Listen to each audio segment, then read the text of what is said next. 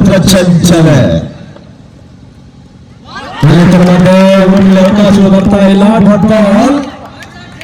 ಇಲ್ಲಿ 5ಕ್ಕೆ 8 ಸುಲಭ ಲೆಕ್ಕಾಚಾರ. 2 ಬೌಂಡರಿ ಅವಶ್ಯಕತೆ. 5ಕ್ಕೆ 8 ಶಾರ್ಟ್ ಆಗಿತ್ತು. ಸ್ಥಳದಲ್ಲಿ ಆಡೋ ಪ್ರಯತ್ನ. ಒಂದು ಹೊಡೆದ ಸೇರ್ಪಡೆ. ಅಂತಿಮ 4ಕ್ಕೆ 7 ಅವಶ್ಯಕತೆ ಇದೆ. Ball 7 runs to win.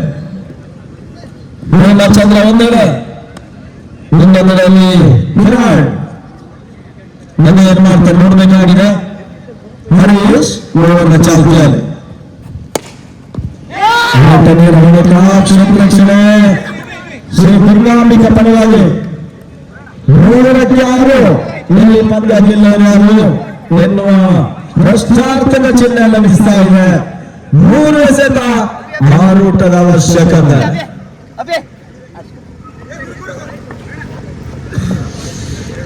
Harish 4ನೇ ಚೆಂಡು ಕವರ್ ಸೀಮಾರೇಖೆಯನ್ನು ಕ್ರಮಿಸ್ತಾ ಇದೆ. ಬೌಂಡ್ರಿ.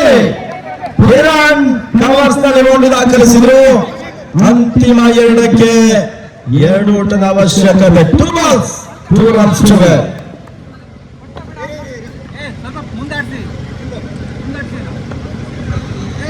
2ಕ್ಕೆ 2 ಸಮಯಕ್ಕೆ ಸರಿಯಾಗಿ ಹೊಂದಿಕೊಂಡು ಆಡುವ ಪ್ರಯತ್ನವನ್ನು ಕಿರಣ್ ಮಾಡ್ತಾ ಇದ್ದಾನೆ.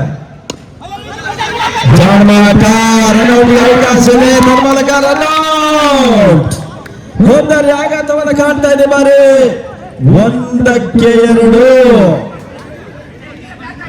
ಆದ್ರೆ ಸೂಪರ್ ಓವರ್. ಜಯಹಿಂದ ಮಡುಕೆರೆ ಪಂದ್ಯ ನಾವು ಕಂಡ ಹಾಗೆ 3ರಿಂದ 4 ಪಂದ್ಯ ಟೈ ಆಗಿತ್ತು. ಆ ನಿಟ್ಟಲ್ಲಿ ಇದು ದುರ್ಗಾಂಬಿಕಾ ಟ್ರೋಫಿ.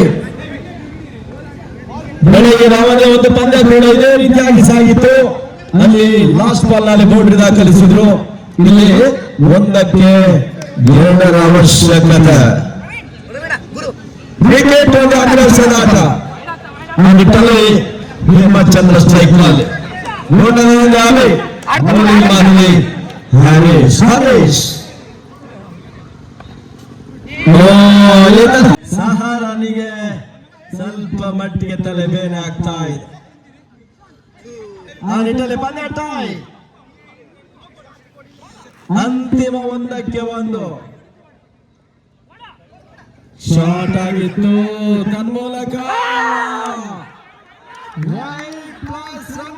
ಪಂದ್ಯ ದಾಖಲಿಸಿದ್ದಾರೆ ಶ್ರೀ ಮಾಯಿ ಕ್ರಿಕೆಟರ್ಸ್.